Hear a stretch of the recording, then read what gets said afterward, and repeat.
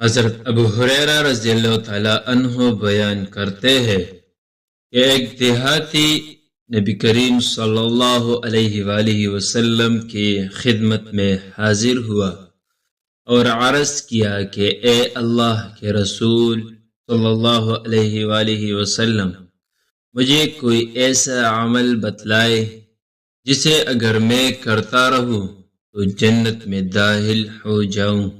آپ صلی اللہ علیہ وآلہ وسلم نے فرمایا، اللہ کی عبادت کرو، اس کے ساتھ کسی کو شریک نہ ٹھہراؤ، فرض نماز قائم کرو، فرض زکوٰۃ کی ادائیگی کرو اور رمضان کے روزے رکھو۔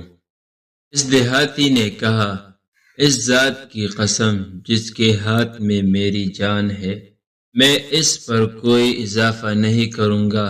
جب وہ پیٹھ پھیر کر چلا تو نبی کریم صلی اللہ علیہ وآلہ وسلم نے فرمایا، جس شخص کو کوئی جنتی دیکھنا پسند ہو تو وہ اس شخص کو دیکھ لے۔